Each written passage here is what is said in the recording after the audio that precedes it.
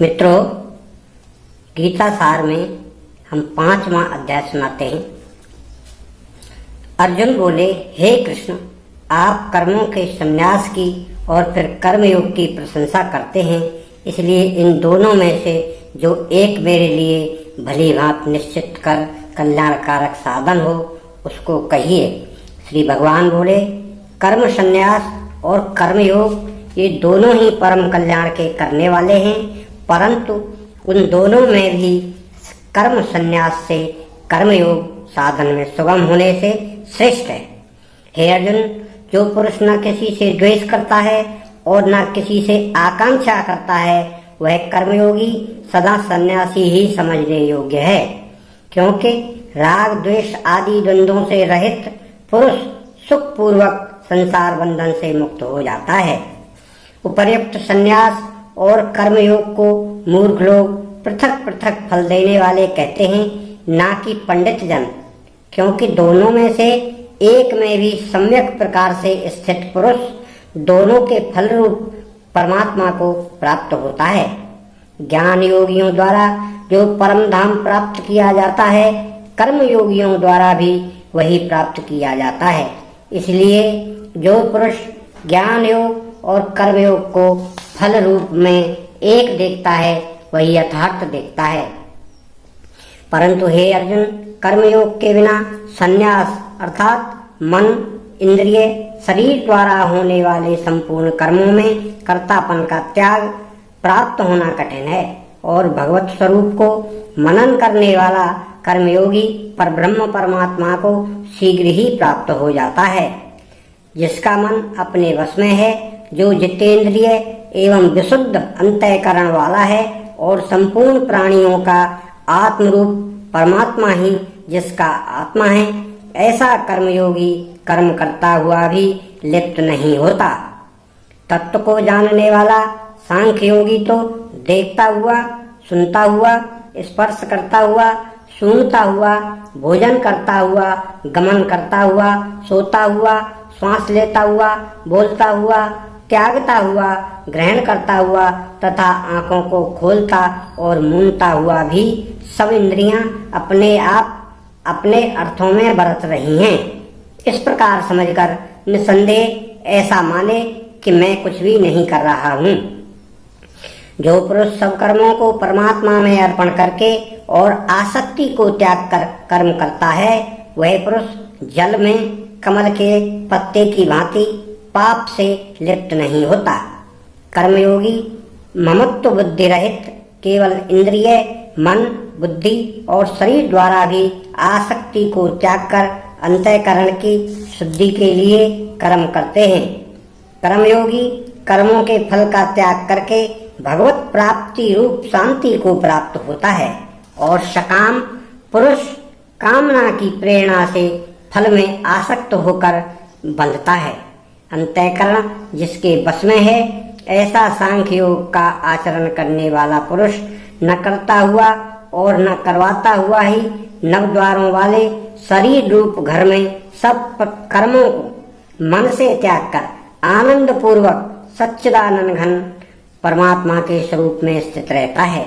परमेश्वर मनुष्यों के न तो कर्तापन की, न कर्मों की और न कर्म फल के संयोग की ही रचना करते हैं, किंतु स्वभाव ही बरत रहा है। सर्वव्यापी परमेश्वर भी न किसी के पाप कर्म को और न किसी के शुभ कर्म को ही ग्रहण करता है, किंतु अज्ञान के द्वारा ज्ञान ढका हुआ है, उसी से सब अज्ञानी मनुष्य मोहित हो रहे हैं।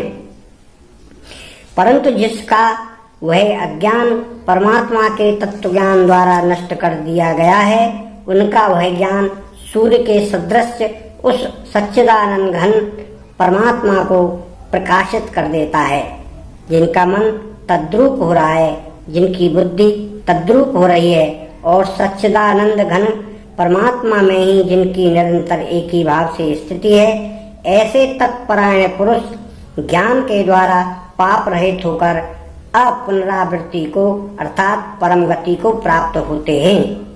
वे ज्ञानी जन विद्या और विनय युक्त ब्राह्मण में तथा गौ, हाथी, कुत्ते और चांडाल में भी समदर्शी ही होते हैं। जिनका मन समभाव में स्थित है, उनके द्वारा इस जीवित अवस्था में ही संपूर्ण संसार जीत लिया गया है, क्योंकि सच्चिदानंद घन परमात्मा निर्दोष और सम है। इससे वे सच्चिदानंद घन परमात्मा में ही स्थित हैं। जो पुरुष प्रिय को प्राप्त होकर हर्षित नहीं हो और अप्रिय को प्राप्त होकर उद्विग्न न हो, वह स्थिर बुद्धि संसार रहित ब्रह्मवेत्ता पुरुष सच्चिदानंद घन पर ब्रह्म परमात्मा में एक ही भाव से नित्य स्थित है। बाहर के विषयों में आसक्ति रहित अंतःकरण वाला साधक आत्मा में स्थित जो ध्यान जनित सात्विक आनंद है, उसको प्राप्त होता है। तदनंतर वह सच्चिदानंद घन परम ब्रह्म परमात्मा के ध्यान रूप योग में अभिन्न भाव से स्थित पुरुष अक्षय आनंद का अनुभव करता है। जो ये इंद्रिय और विषयों के संयोग से उत्पन्न होने वाले सब भोग हैं, यद्यपि विषयी पुरुषों को सुखरूप भासते हैं, तो भी दुख के ही हेतु हैं और आदि अंत वाले अर्थात अनित्य हैं।